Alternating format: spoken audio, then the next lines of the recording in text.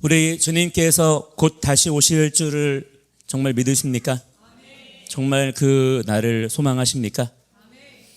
내일이어도 괜찮습니까?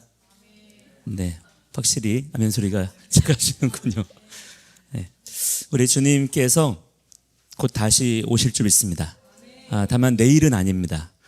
내일은 아니니까 안심하셔도 돼요. 네.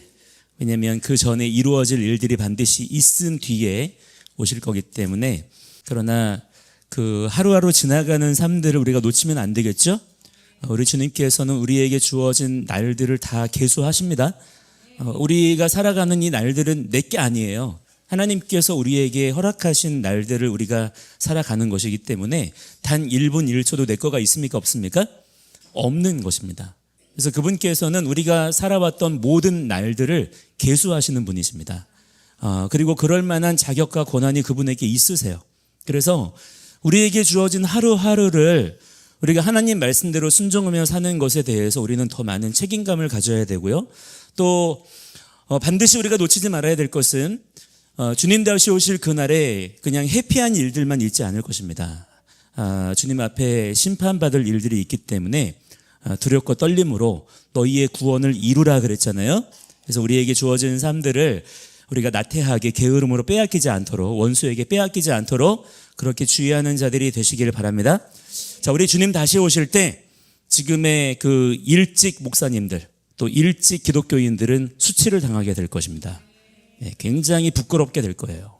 또 지금의 이러한 모든 상황들 속에서 악한 거짓 복음에 빠져 있고 또 거짓 복음을 뻔뻔하게 증거하고 말하고 다니던 자들도 그 날에 주님 앞에 핑계치 못할 것입니다.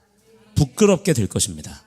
그러므로 우리는 그 자리가, 그 시간이 부끄러운 시간과 자리가 되지 않도록 여러분의 지금의 삶을 주님 앞에 더욱 부지런히 맞추어 나아갈 수 있는 그런 믿음의 성도들이 다 되셔야 될 줄 믿습니다. 지금 그러한 굉장히 급박한 또 긴장감 있는 그런 시간들을 살아가고 있다는 것을 더 생각을 하시고, 지금 우리는 역사상 임박한 때를 우리가 또한 지금 살아가고 있는 것이기 때문에 그것에 대한 자부심과 함께 영적인 긴장감을 늦추지 아니하시는 그런 믿음의 성도님들이 다 되시기를 축복합니다. 자, 지금 우리는 지난주부터 시작해서 위로의 7주간을 지나고 있는 중이죠. 오늘이 그 2주차가 되는 샤밧이고요. 그리고 이 7주의 기간이 끝나면 바로 이어서 오는 절기가 언제다? 나팔절이다 라고 말씀드렸죠. 네, 나팔을 부는 절기예요. 나팔을 왜 불까요? 왕께서 오시기 때문에. 따라합니다. 왕께서 오시기 때문에. 왕께서 오십니다. 네, 그분께서는 몰래 오지 않으시고요. 그분의 백성들에게 알리고 오십니다. 나팔을 부시면서 그 나팔 소리를 듣는 자들은 그분이 오실 그 때를 맞이하며 그분을 아련하게 될 것입니다. 그분이 오신다라는 나팔의 소식이 들려지는 바로 그 감격적인 날이 이 위로의 7주간 뒤에 맞이하게 된다는 것 자체가 우리에게 주는 분명한 구속사적 메시지가 있다라고 말씀을 드렸습니다. 자, 즉 왕을 만나러 가는 백성들에게, 왕을 배워야 되는 백성들에게 하나님께서는 먼저 무엇부터 하신다는 거예요? 위로부터 하신다는 것입니다. 그 상한 마음부터 싸매 주신다는 거예요. 부서진 마음으로 망가진 상태로는 왕 앞에 설 수가 없기 때문이죠. 우리가 왕을 맞이할 때에 깨끗하고 정결한 모습으로 만나 뵈야 될 줄을 믿습니다. 당연히 그래야 되겠죠. 그 준비를 하게 해주시는 거예요. 오늘 우리가 함께 읽은 말씀이 또한 바로 그 싸매시는 말씀인 것입니다.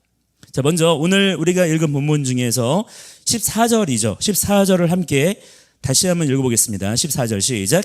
오직 시온이 이르기를 여호와께서 나를 버리시며 주께서 나를 잊으셨다 하였거니와. 아멘. 자, 여기 나오는 시온이 누구일까요? 우리가 아는 그 시온이가 아니에요. 예, 지금 저 화면으로 보고 있을 시온이 안녕. 예, 시온이 누굽니까? 시온이, 즉 이스라엘이 지금 탄식하고 있다는 것입니다. 뭐라고 탄식하고 있어요? 하나님께서 나를 버리셨다는 거예요. 하나님께서 나를 잊으셨다는 것입니다. 자, 뭐 때문에 이렇게 탄식하고 있는 것일까요? 지금 성전이 무너졌기 때문이에요. 지금 이들은 성전이 무너져 있는 상황을 보고 있는 것입니다. 하나님의 임재가 그들에게서 떠났다는 거예요. 그래서 대적들에 의해서 그들의 성벽이 무너졌고요. 백성들은 포로로 끌려갔어요. 눈에 보이는 모든 증거들, 모든 상황들, 모든 현상들이 뭐를 말하고 있습니까? 하나님께서 너를 떠나셨어. 하나님께서 너를 버리셨어. 라고 말하고 있는 것 같은 그런 상황에 지금 그들이 있는 것입니다. 그래서 탄식하고 있다는 거예요. 자, 이 탄식이 단지 이때 이스라엘만의 이야기가 아니지 않습니까? 지금 우리에게도 이런 시간들이 찾아왔죠. 간절히 기도하지만 아무런 역사가 일어나는 것 같지가 않아요. 좀처럼 우리에게 어떤 승리의 소식들, 역전의 소식들이 들려오지 않는 것 같습니다. 여전히 악인들이 승승장구하는 것 같아요. 나름대로 우리가 순종하며 살아가지만 형편은 점점 더 어려워지는 것만 같습니다. 함께 걷던 사람들은 하나둘 떠나가고요. 나 혼자 남아있는 것 같은 그런 시간들이 지금 우리의 삶 속에 계속되고 있는 거예요. 그때 우리 마음속에서 쑥 올라오는 생각이 바로 이 말인 것입니다. 하나님이 나를 잊으신 것 아닌가? 그분이 우리를 이제는 버리신 거 아닌가? 단지 그런 표현을 하지 않을 뿐이죠. 입 밖으로 내지 않을 뿐입니다. 신앙생활을 오래 하신 분들일수록 이런 탄식을 입 밖으로 잘 꺼내지를 못해요. 왠지 이런 말을 하면 믿음이 없는 것 같고 하나님께 죄송한 것 같아서 그냥 속으로만 삼키는 것이죠. 자, 그런데 보시면요, 성경은 이러한 탄식의 고백을 굳이 숨기지 않는다는 것입니다. 그대로 기록해 놓았어요. 하나님께서는 우리의 정직한 탄식을 싫어하지 않으세요. 외면하지 않으십니다. 그것을 악한 것이다라고 말씀하지 않으신다는 거예요. 오히려 우리의 그 정직한 탄식의 소리를 들으시기 위해서 귀를 기울이고 계신 줄을 믿으시기 바랍니다. 실제로 하나님께서 이 탄식의 소리들을 들으셨을 때 시온을 책망하지 않으셨다는 거예요. 네가 어떻게 나한테 감히 그런 말을 할 수 있느냐? 너희 믿음이 그것밖에 안 되느냐? 그러지 않으셨다는 것입니다. 오히려 하나님께서는 그들의 그러한 탄식의 목소리에 곧바로 응답해 주시더라는 거예요. 바로 그 다음 절 15절을 보겠습니다. 함께 시작.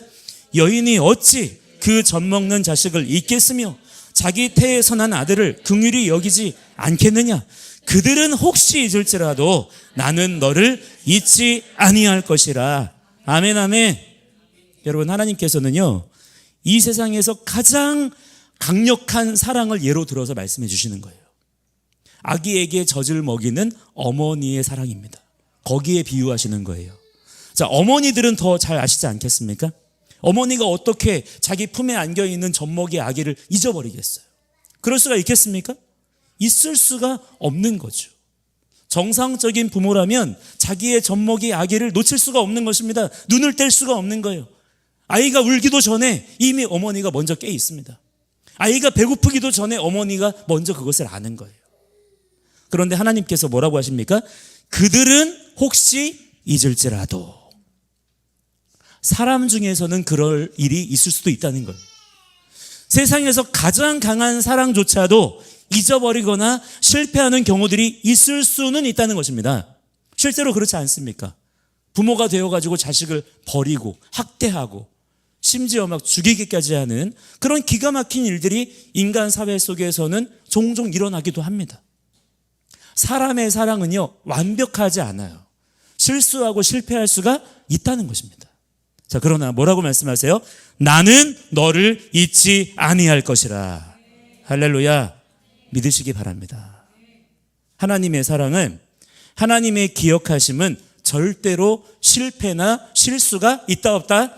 없다는 거예요. 하나님은 절대 잊지 않으실 것이고요, 포기하지 않으실 거라는 거예요. 우리는 설령 그 언약을 잊어버릴지라도 하나님께서는 끝까지 그 언약을 포기하지 아니하시고 붙드시겠다는 것입니다. 이 신실하신 하나님을 신뢰하시기를 바랍니다. 자, 그리고 이어지는 16절이 어쩌면 오늘 말씀의 심장과도 같은 말씀이에요. 함께 16절 읽겠습니다. 시작. 내가 너를 내 손바닥에 새겼고 너의 성벽이 항상 내 앞에 있나니. 아멘. 자, 여기 새겼다라고 하셨어요. 원어로는 하카크라고 합니다. 한번 따라해 볼까요? 하카크. 하카크. 자, 이 하카크는 거칠게 자르다 이런 뜻이 있어요. 돌판에 그냥 새겨집니까? 돌판에 새기려면 힘을 주어서 돌을 깎아내야 되는 거잖아요. 굉장히 거칠고 힘든 작업입니다. 힘이 들어가야 되는 것이죠. 근데 하나님께서 우리의 이름을 그 거친 돌판에 새기셨을 뿐만 아니라 그것을 또한 제정하고 법으로 공포하는 것을 말하는 그런 단어거든요. 단지 그냥 잉크로 이렇게 쓱 썼다는 게 아니에요. 그래서 지워지지 않아요.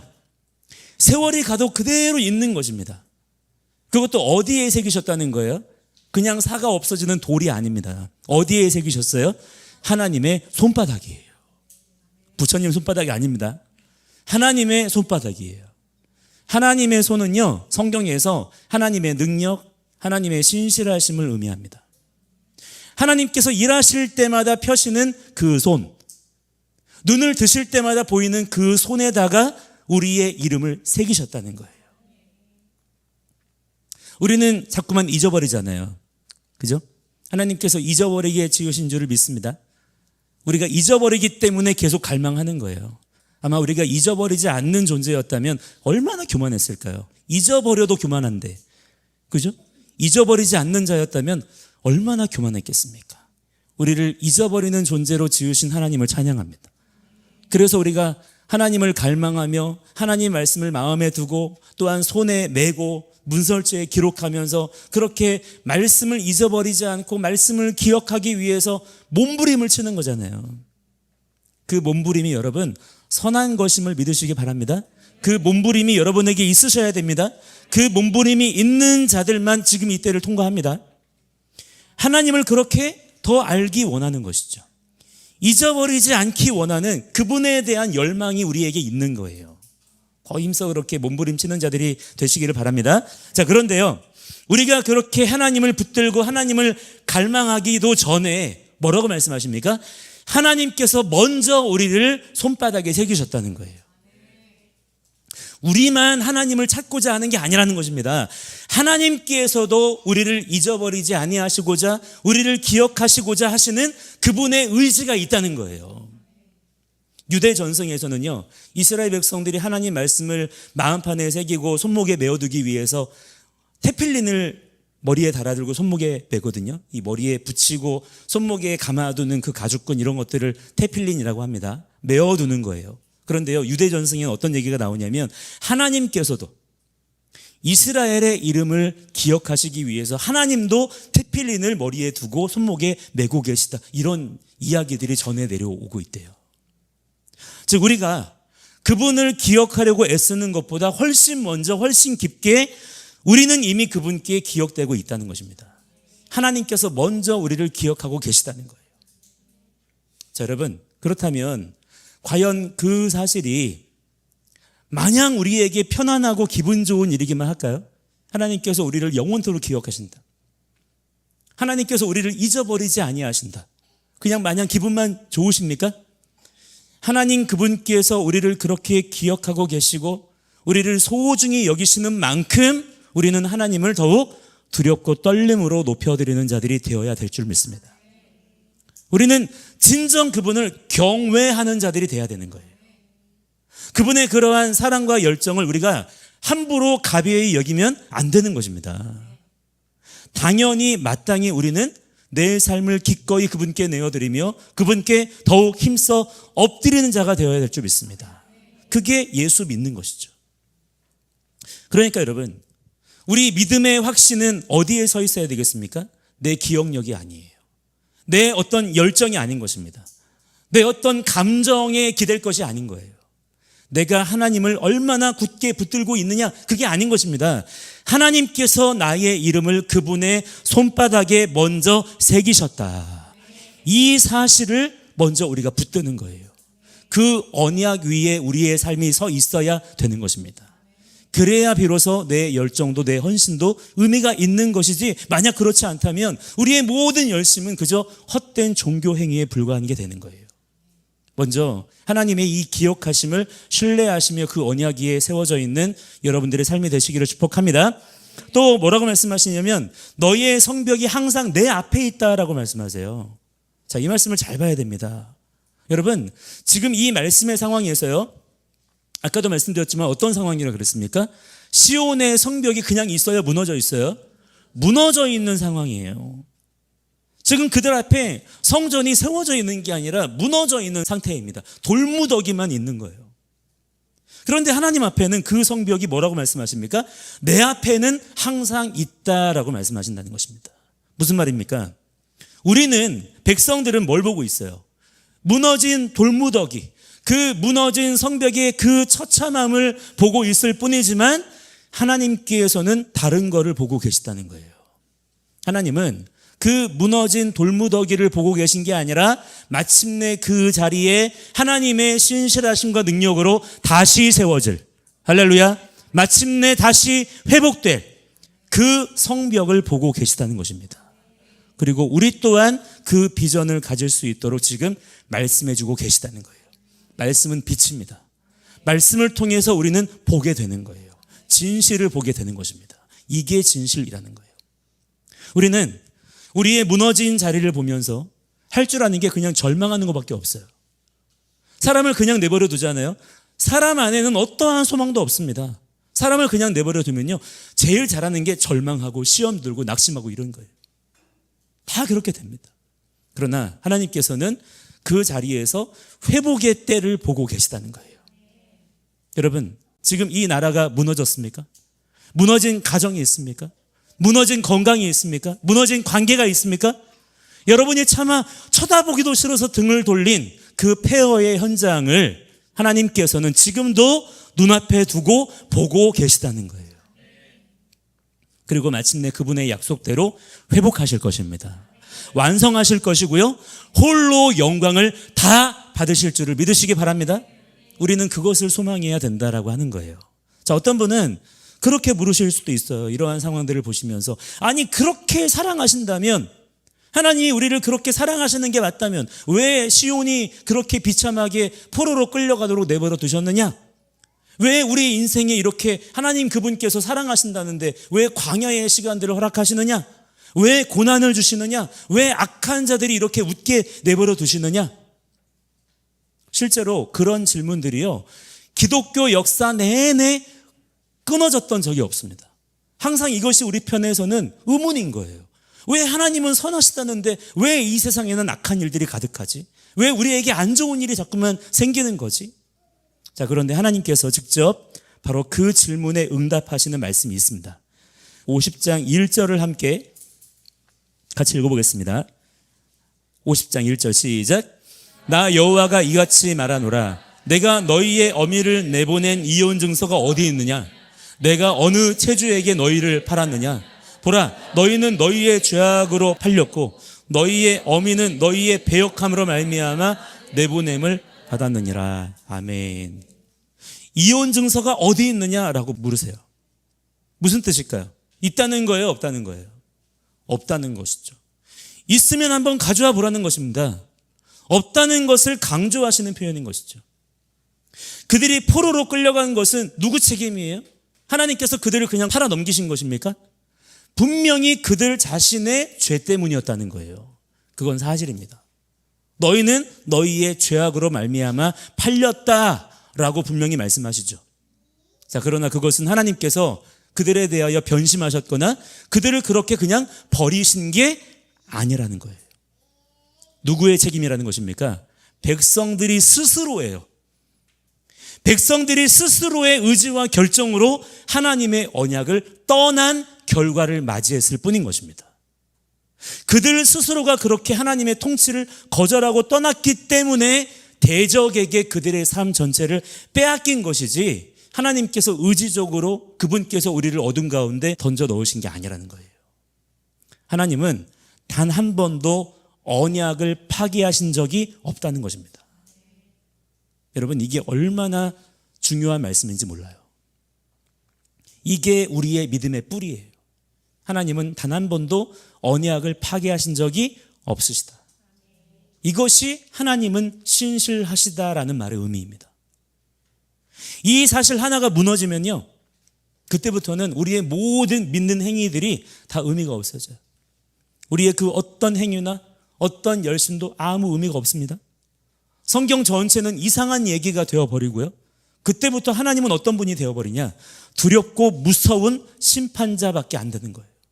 그분은 그냥 이상한 분이에요. 괴팍한 분이 되는 것입니다. 우리는 그래서 하나님 눈치만 보고 살아야 되는 그런 불쌍한 존재들이 될 수밖에 없는 거예요. 우리가 하나님의 언약을 떠난 것에 대한 징계는 분명히 있는 것입니다. 하나님은 공의와 정의의 하나님이시기 때문이에요. 하나님께서는 우리에게 하늘문을 열어주시는 분이십니다. 그러나 동시에 하늘문을 닫아버리시기도 하시는 분이십니다. 그러나 그것은 버리시는 게 아니라 뭐예요? 돌아오라라는 부르심인 거예요. 관계가 끝난 게 아닌 것입니다. 그래서 우리 편에서 하나님께로 돌이키기만 하면 얼마든지 하나님께서는 다시금 회복의 때를 허락해 주신다는 거예요. 그러니까 여러분, 혹시 지금 마치 하늘이 닫힌 것 같은 그런 시간을 지나고 있는 것 같다고 생각이 되신다면 한번 우리 스스로에게 물어보셔야 될 것이 있어요. 하나님께서 나를 버리셨나가 아닌 거예요. 내가 어디에서 어디로 발걸음을 돌이켜야 될 것인가? 이것을 우리는 질문해야 되는 것입니다. 내가 어디에서 언약을 놓쳤는가? 내가 어디에서 말씀의 길을 잊어버렸는가? 이것을 질문해야 된다는 것입니다. 하나님께서 나를 버리셨다는 증거를 찾으려 하지 마시고 우리의 인생의 발걸음을 돌려서 돌아갈 길을 찾아야 된다는 거예요. 우리가 장차 곧 듣게 될 나팔절의 나팔 소리가 바로 그 소리인 것입니다. 왕이 오신다는 소리인 동시에 어떤 소리일까요? 이제는 돌아오라라는 아버지의 음성인 거예요. 그때 우리는 그 음성을 곧바로 알아들을 수가 있어야 되고요. 그 나팔 소리가 들리는 곳으로 당장에 달려갈 수가 있어야 됩니다. 그 감각이 깨어 있어야 돼요. 그래서 나팔절을 향해 가는 이 계절이 유대인들에게는 회개의 계절인 이유가 바로 여기에 있는 것입니다. 자, 그런데 여러분, 하나님의 이러한 위로하심은요, 그냥 말로만 하는 위로가 아니라는 거예요. 이 위로에는 값이 지불되어 있다는 것입니다. 자, 50장으로 조금 더 내려가 보면 한 종이 등장합니다. 4절과 5절을 보시면 한 종에 대한 이야기가 나오거든요. 함께 읽어보실까요? 4절 5절입니다. 시작. 주 여호와께서 학자들의 혀를 내게 주사 나로 곤고한 자를 말로 어떻게 도와줄 줄을 알게 하시고 깨우치시되 나의 귀를 깨우치사 학자들 같이 알아듣게 하시도다. 주 여호와께서 나의 귀를 여셨으므로 내가 거역하지도 아니하며 뒤로 물러가지도 아니하며. 아멘. 그랬습니다. 하나님께서 아침마다 그 종의 귀를 깨우치신다는 거예요. 그런데 그 종은요, 5절에 보니까요, 뭡니까? 5절에 보니까 듣고 지키고 준행하고예요. 찾으셨나요? 하나님의 음성을 듣고 그 들은 말씀을 지키면서 어딘가로 걸어가는 종의 모습이 그려지고 있는 것입니다. 그게 종이라는 거예요.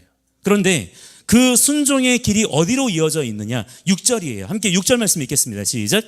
나를 때리는 자들에게 내 등을 맡기며 나의 수염을 뽑는 자들에게 나의 뺨을 맡기며 모욕과 침뱉음을 당하여도 내 얼굴을 가리지 아니하였느니라. 어디로 향해 있어요? 십자가로 향해져 있는 것입니다. 자, 여러분, 그렇다면 이 종은 과연 누구일까요? 예수와이신 것입니다.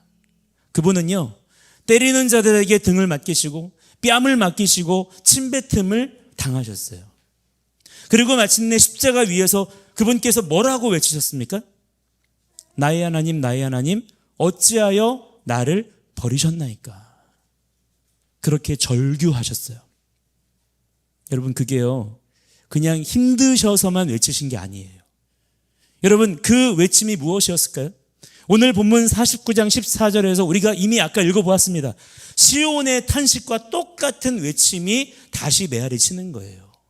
하나님이 나를 버리셨다라는 겁니다. 우리가 지금 그야말로 처절하게 토해내고 있는 바로 그 탄식을 예수님께서 십자가에서 대신 먼저 외쳐주신 것입니다. 그분이 버림받으심으로 그분 안에 있는 우리가 버림받지 않게 된 거예요. 예수와의 십자가 죽으심이 우리를 위로하시는 아버지의 사랑인 줄 믿으시기 바랍니다. 그렇기 때문에 그 위로는요, 값싼 위로가 아니에요. 그냥 길바닥에 널려있는 그런 위로가 아닌 것입니다. 아들의 피로 값을 치른 세상에서 가장 비싼 위로를 우리가 받은 줄을 믿으시기 바랍니다. 그래서 7절에 보시면 뭐라고 말씀합니까? 그 종이 내 얼굴을 부싯돌같이 굳게 하였다라고 하세요. 우리를 회복시키시겠다는 그 뜻을 그 무엇도 꺾을 수가 없다라는 것입니다. 그런데 여러분 4절 말씀을 다시 한번 보세요. 이 종이 받은 것이 무엇이라고 했습니까? 학자의 혀를 받아서 곤고한 자를 무엇으로요? 말로 어떻게 도와줄 줄을 알게 하시고 그랬어요.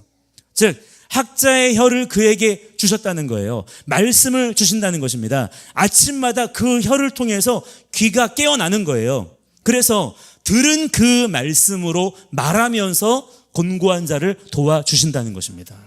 자, 그렇다면 그분에게 그러한 위로를 받은 우리 또한 마찬가지로 그 혀를 받아야 되는 거예요. 내 주변에 또는 지금의 이 민족 가운데 하나님이 나를 지금 잊으신 것 같다라고 탄식하는 자들에게 이 위로의 말씀을 전해줄 수 있는 입술을 우리가 또한 받아야 되는 것입니다. 위로받은 자라야 또한 위로의 소식을 전할 수가 있기 때문이에요. 그것이 우리 예수 믿고 구원받은 성도들의 마땅한 책임과 사명인 줄을 깨달으시기를 바랍니다.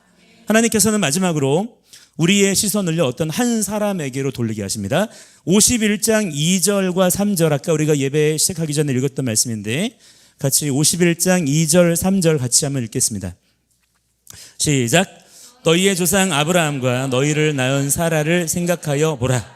아브라함이 혼자 있을 때에 내가 그를 부르고 그에게 복을 주어 창성하게 하였느니라. 나 여호와가 시온의 모든 황폐한 곳들을 위로하여 그 사막을 에덴 같게 그 광야를 여호와의 동산 같게 하였나니 그 가운데에 기뻐함과 즐거움과 감사함과 창화하는 소리가 있으리라. 아멘. 자, 그 한 사람이 누구입니까?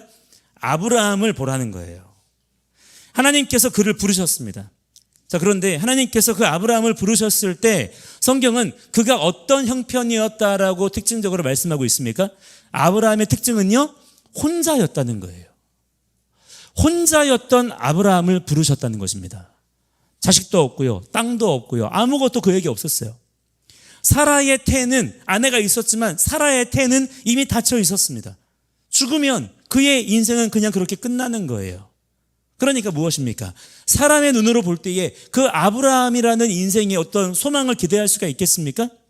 아무런 미래가 보이지 않는 거예요. 아, 저 사람은 그냥 저렇게 살다가 죽겠구나. 그것밖에 생각이 안 나는 것입니다. 그런데 하나님께서 그렇게나 비참한 소망 없던 한 사람을 부르셔요. 부르셔서 어떻게 하십니까? 복을 주셔요. 복을 주셔서 그에게로부터 하늘의 별 같은 백성이 나오게 하십니다. 사람이 할 수 있습니까? 없습니까? 사람이 열심히 노력하면 그렇게 될 수도 있나요? 좋은 행운을 만나면 그렇게 될 수도 있는 것입니까? 즉 무엇입니까? 지금 당장 우리 눈에 보이는 것이 아무리 초라하고 아무리 소망이 없어 보여도 뭐예요? 우리가 그 언약을 붙들고 있는 한, 그리고 그 언약을 붙드신 하나님께는 문제가 된다 안 된다? 안 된다라는 것입니다. 하나님의 언약의 능력이 있다는 거예요. 지금도 마찬가지예요. 세상은 크고 우리는 작아 보입니다. 이 시대의 어둠은 점점 짙어지는 것 같아요. 그에 반해서 말씀 붙들고 사는 우리의 모습은 정말 한 줌도 안 돼 보여요. 그냥 이렇게 하면 끝나버릴 것 같습니다. 그런데 하나님은요, 언제나 그 한 줌에서 시작하시는 분이세요. 그게 성경의 일관된 진술이에요. 성경 그 어디에도요, 일이 될 만해서 되었던 적은 있습니까? 없습니까? 성경에는 그런 얘기가 없어요. 뭔가 일이 될 만해서 그렇게 되었다. 성경은 그런 얘기를 쓰지 않습니다. 안 될 일이에요. 전혀 기대할 수 없는 것입니다. 사람들이 다 손가락질하고 외면하는 거예요. 그런데 그 상황에서 하나님의 언약의 능력이 나타나더라는 것입니다. 그런데요, 한 가지 공통점이 그 모든 비참함의 현장 가운데 나타나요. 그게 무엇입니까? 하나님께서는 반드시 언약을 통하여서 그분의 뜻을 이루신다는 것입니다. 하나님은요, 마법사가 아니에요. 하나님은 언약의 하나님이신 줄을 믿으시기 바랍니다. 혼자 있던 아브라함 그 한 사람으로 시작해서 한 민족, 한 나라, 모든 열방을 회복하시고 구원하신 하나님께서 오늘도 언약의 말씀을 붙들고 끊임없이 하나님께 순종하며 예배하는 우리 한 사람 한 사람을 기억하시는 줄을 믿으시기 바랍니다. 우리 한 사람 한 사람을 통하여서 여러분 기대하세요. 무슨 일을 이루실까? 한 줌도 안 되는 것 같은 나의 인생을 통하여서라도 하나님께서는 얼마든지 일하실 수 있으실 텐데, 그런데 하나님께서 우리에게 그 언약의 말씀을 맡기셨어요. 내 인생 가운데 그 말씀이 소멸되지 않고 끊어지지 않고 소리 나는 것입니다. 내가 그 말씀을 붙들고 있는 거예요. 그러면 기대해도 된다는 것입니다. 소망 가운데 하나님께서 행하신 일들을 바라보는 자들이 되시기 바랍니다. 그게 우리가 가져야 되는 믿음이다라고 하는 거예요. 또 보시면은 그 사막을 어떻게 해요? 에덴 같게 하겠다. 할렐루야. 그 광야를 여호와의 동산 같게 하겠다. 할렐루야. 이렇게 말씀하십니다. 여러분, 하나님께서는요, 에덴을 포기하셨거나 잊지 않으셨습니다. 하나님께서는요, 결코 실패하거나 실수하지 않으시는 분이세요. 믿으시기 바랍니다. 그분께서 시작하신 모든 일들은요, 반드시 완전하게 성취되는 일임을 믿으시기 바랍니다.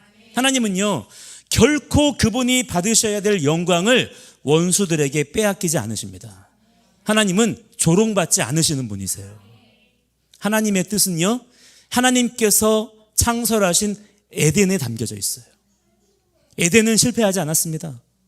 에덴은 과거에 있었던 찬란했던 영광이 아니에요. 에덴은요, 단지 옛날의 어떤 추억이 아닌 것입니다. 하나님의 위로는요, 마음을 잠깐 진정시켜주는 것으로 끝나지 않는다는 거예요. 지금의 이 사막 같은 땅이 에덴으로 바뀌게 될 줄을 믿으시기 바랍니다. 황폐한 자리가 동산이 되어지고요, 울음이 있던 자리에 기뻐함과 감사함과 또한 노랫소리가 차오르는 것이 하나님께서 계획하고 계시는 회복이라는 거예요. 하나님은 처음부터 우리를 어디에 두기를 원하셨습니까? 사람을 지으시고 그 사람을 에덴에 두기를 원하셨어요. 반드시 또한 장차 우리를 에덴으로 데려가실 줄을 믿으시기 바랍니다. 우리의 인생을 에덴에 갖다 두실 거예요. 그 사실을 말씀을 통해 소망으로 붙드는 자들이 되시기를 바랍니다. 자, 우리는 지금 나팔절을 향해 가고 있어요. 그냥 위로의 7주간이 아니에요. 우리는 그 위로의 힘을 힘입어 왕을 맞이할 그날을 향해서 여러분 한 주 한 주 위로의 샤밧들을 우리가 지나가고 있어요. 하나님께서 우리를 그분의 손바닥에 새기셨다는 사실을 여러분 붙드시고요, 지금의 이 무너진 자리에서라도 앞으로 정말 우리가 그전에 생각지도 못했던 여러 가지 많은 환난과 고난이 있을 것입니다. 있을 겁니다. 그러나 그런다 할지라도 우리가 두려워하거나 놀랄 필요가 있어요, 없어요? 없는 것입니다. 우리가 끝까지 믿음의 자리에 서 있기만 하면 하나님께서는 그분의 신실하심으로 넉넉히 보호하시고 공급하시고 지키실 줄을 믿습니다. 보존하실 것입니다. 그러므로 소망 가운데 믿음의 자리를 더욱 굳건히 지키시는 그러한 믿음의 종들이 되시기를 축복합니다. 함께 이 시간에 같이 우리 찬양 한 곡 좀 부르시고 우리 좀 기도했으면 좋겠는데요.